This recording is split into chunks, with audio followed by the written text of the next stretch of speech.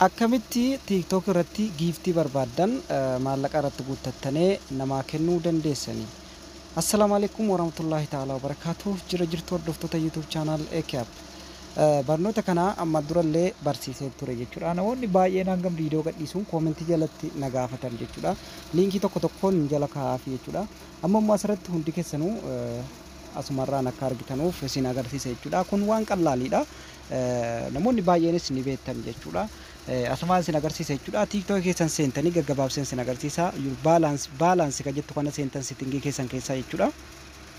Settingii TikTok keessan keessaa balance ka jettu kana seentan jechuudha. Sana booda haala kanatti barbaade asirratti zeeroon keessaa qabala amma zeeroodhaan koo jechuudha. Sana booda recharge ka jettu cuqaastan mallattoo diimaan barroofte jechuudha. Sana booda asirraa jechuudha. Kun akkuma asirratti argitan pointii 16 saantima 99 reala suudii jechuudha. 70 akkasuma reala 4.59 350 22 hakkas jedha keessa deema. Isin kana keessaa kan filattan cuqaastan jechuudha. Ammas saantima 99 kanan cuqaasa jechuudha. Isinuma agarsiisuudhaaf anin cuqaasee agarsiisa. Anis reala tokko qofan keessaa qaba jechuudha. Isi sana cuqaasa jechuudha. Isin kan barbaadan cuqaastanii sana booda ka mallattoo garagadii kanarratti barroofte jechuudha. Tap buy ka jettu kana jechuudha. Cuqaastan jechuudha. Sana booda haala kanatti barbaade jechuudha. Qaxxitaa irra isiniif galcha jechuudha.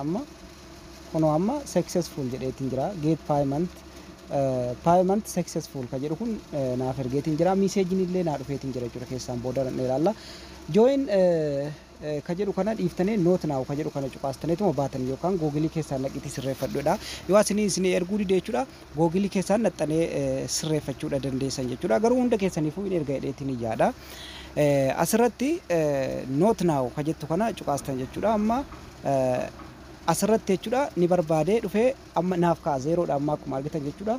Kunoo amma naaf kaa'eetiin jira jechuudha. 16 pointii 16 jechuudha.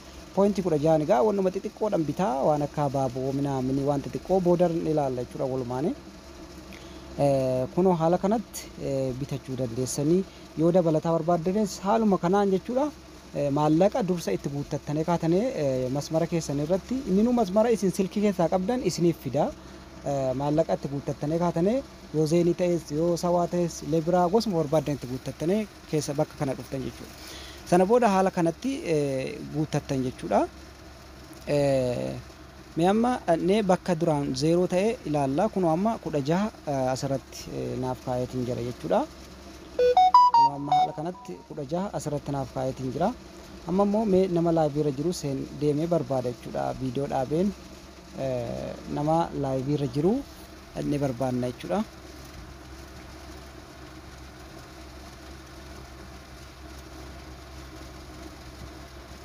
Kunoo amma obsaa kanan arge jechuudha laayivii irratti. Sana booda bakkuma giiftii kana cuqaastan jechuudha. Yoo abaabotti kana cuqaastan inni ofumaan achi isin erga.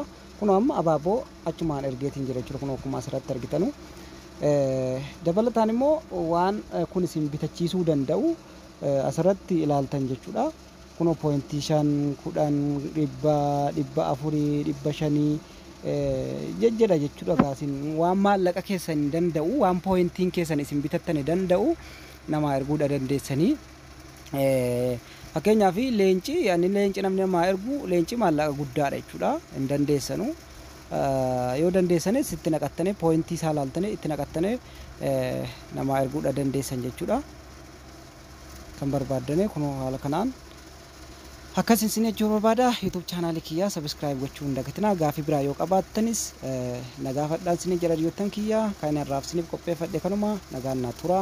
Bye bye. Like gochuu hin dagatinaa. Message kiyya keessatti immoo jechuudha. Kunoo amma akkuma argitan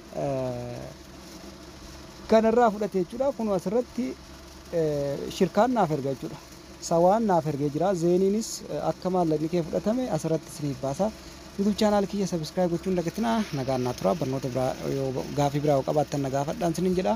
Haga barnoota biraatiin walitti deebinutti nagaan naa tura. Bye bye.